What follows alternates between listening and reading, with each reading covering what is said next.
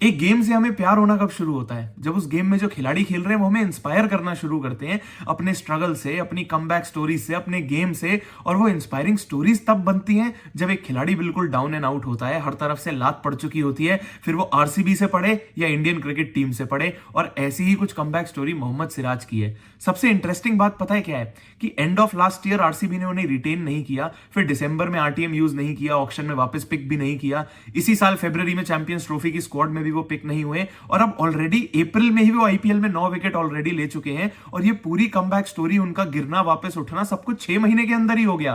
क्योंकि शायद वो सिर्फ बाकियों को नहीं, अपने आप को भी ये प्रूव करना चाहते थे कि मैं अभी भी वर्दी हूं इस लेवल पे खेलने के लिए, मेरे अंदर अभी भी बहुत क्रिकेट बची है and I am still not done yet. ये बात बहुत क्लियरली मोहम्मद सिराज ने एक्सेप्ट करी कि मैं जानता हूं मेरे साथ क्या चल रहा था, मगर मैंने अपनी बॉलिंग पे काम किया, फिटनेस पे काम किया, और अब आईपीएल में नए बॉल से तो विकेट ले ही रहे हैं, मगर पुराने बॉल से भी कितने इफेक्टिव है वो सबको साबित करके दिखा रहे हैं। हैदराबाद के अगेंस्ट जब आप खेल रहे हो और मोहम्मद सिराज ने पावर प्ले में ही अभिषेक शर्मा, ट्रेविस हेड, दोनों उनके सबसे डिस्ट्रक्टिव प्लेयर्स को आउट कर दिया, तो शुरुआत तो आपने हैदराबाद की खराब करी थी। और फिर पुराने बॉल से अगर आप उनके नए सेंसेशन अनिकेत वर्मा को भी आउट कर रहे हो तो आपने इनिंग्स का अंत भी उनके लिए खराब कर दिया। जो हैदराबाद की टीम के बारे में हम जानते हैं कि इतने 6 हिटर्स हैं, कितनी डिस्ट्रक्टिव बैटिंग है, उस गेम में भी मोहम्मद सिराज 4 ओवर में सिर्फ 17 रन तो दे रहे हैं, मगर 4 विकेट भी पिक कर रहे हैं। गुजरात टाइटंस जो अपने 3 गेम जीती है, जरूर इनके लिए अलग अलग मैच विनर्स बैटिंग में निकल कर आए हैं, बट इनकी ये कंसिस्टेंट बॉलिंग अटैक है जिसकी वजह से इनका ये 3 गेम्स का जो जीत का सिलसिला चल रहा है वो शायद आगे भी चलता रहेगा।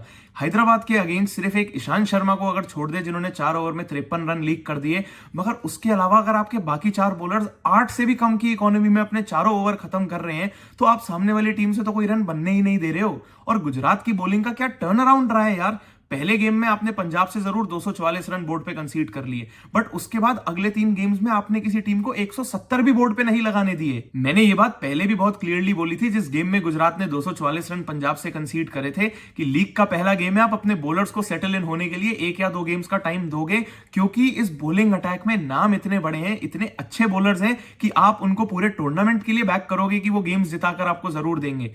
ईशांत शर्मा इतनी किफायती बॉलिंग करते हैं, जरूर इस गेम में महंगे रहे, बट वो फिर भी आपको मिडिल ओवर्स में रन बचा कर देते हैं और एक और विकेट भी निकाल कर देते हैं। प्रसिद्ध कृष्णा ने आपको एक पूरा गेम मुंबई के अगेंस्ट अपने दम पर जिताकर दे दिया था, जहां 10 ओवर के बाद वो बॉलिंग करने आए थे। मोहम्मद सिराज लगभग हर गेम में आपको पावर प्ले में विकेट निकाल के दे रहे हैं, डेथ ओवर्स में भी वो विकेट निकाल के दे रहे हैं। साई किशोर, राशिद खान, इससे अच्छा स्पिन डुओ आपको और कहीं मिल नहीं सकता। जरूर राशिद खान की फॉर्म में डिप है, मगर इस गेम में अगर आपने ठीक से नोटिस किया हो तो राशिद खान को विकेट नहीं मिली, बट वो इतने महंगे भी साबित नहीं हुए। और राशिद खान ने जिन ओवर्स में बॉलिंग करी थी वहां पर उनको कोई खास बाउंड्रीज भी कंसीड नहीं हो रही थी, जिसका फायदा बाद में साई किशोर को मिला।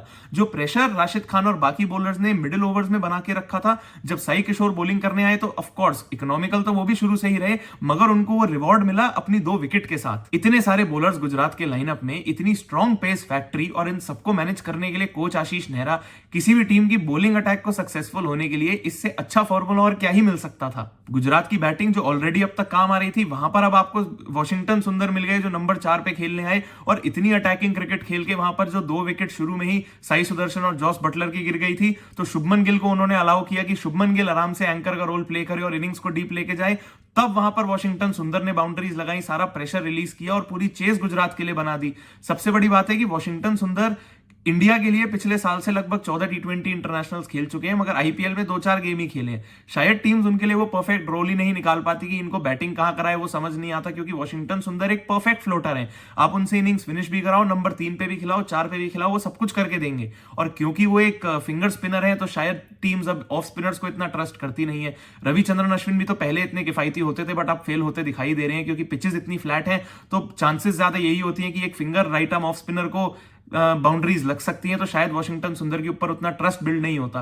पर जरूर आने वाले गेम्स में जब एक अच्छी स्पिन विकेट मिलेगी और थोड़ी फंसी हुई होगी, वो स्लो होगी, तो वहां पर गुजरात वॉशिंगटन सुंदर को भी बहुत अच्छे से यूज करेगी, और एज अ बैटर इस गेम में यूज किया। ये आने वाले गेम्स में वॉशिंगटन सुंदर और गुजरात टाइटंस के लिए एक और बहुत अच्छा पॉजिटिव आ गया। जब वो 3 गेम्स ऑलरेडी जीते हुए हैं, तो यहां से एक और नया पॉजिटिव, मतलब कि आपका विनिंग मोमेंटम कैरी फॉरवर्ड होता दिखाई दे रहा है। जहां एक तरफ गुजरात का विनिंग मोमेंटम आगे बढ़ता जा रहा है, वहीं दूसरी तरफ हैदराबाद का लूजिंग मोमेंटम खत्म नहीं हो रहा। मतलब ऐसी बात है कि अगर ये मारने जाएंगे तो ऐसे मारेंगे कि रुके नहीं, और अगर इनको पूरी दुनिया ने एडवाइस दे दी कि आप थोड़ा कंडीशंस को रिस्पेक्ट करो, सामने वाली टीम को भी तो देखो, थोड़ा संभल के खेलना पड़ेगा, तो इसका ये मतलब थोड़ी है कि अब सारे ही संभल के खेलने लगेंगे। अभिषेक शर्मा, ट्रेविस हेड अगर टीम में एक रोल प्ले कर रहे हैं तो उनको जाकर एग्रेसिव स्टार्ट ही देना पड़ेगा, वो बिना इंटेंट के स्टार्ट नहीं दे सकते। संभल के खेलना आपका काम नहीं है।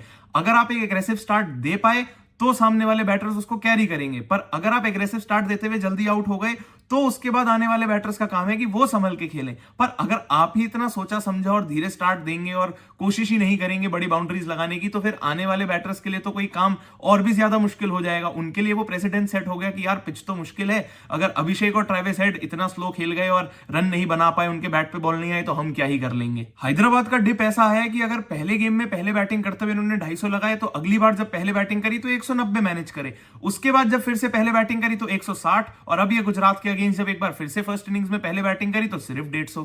समझना ये जरूरी है कि अगर ईशान किशन ने पहले गेम में बड़े रन करे तो उसका रीजन क्या सिर्फ ये था क्योंकि आपके ओपनर्स ने अच्छा स्टार्ट दिया था, तो आप बस उसको कैरी फॉरवर्ड कर पाएंगे।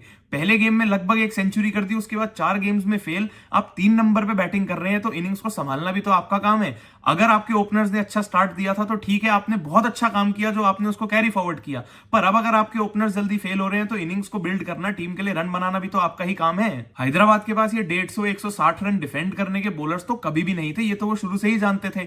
जब आपने अपनी बैटिंग में ही सारी इन्वेस्टमेंट करी हुई है, इंटेंट आपकी बैटिंग के लिए ही है, तो फिर आप पहली इनिंग में अगर बैटिंग कर रहे हो तो रन इतने बनाओ कि सामने वाली टीम पहली इनिंग के बाद ही गेम से बाहर हो जाए। और अगर आप चेस करने आ रहे हो तो फिर टारगेट कुछ भी हो, आप अपने आप को बैक करो कि आप चेस कर लोगे। मगर 5 में से 4 गेम्स में अगर आपने पहले बैटिंग करी है तो आपका तो डिप ही आया है। कहां 250, फिर 190, 160 और अब 150 रन बचाने वाली बॉलिंग तो आपके पास कभी भी नहीं थी। आप पैट कमिंस से बैटिंग बॉलिंग सब कुछ एक्सपेक्ट नहीं कर सकते।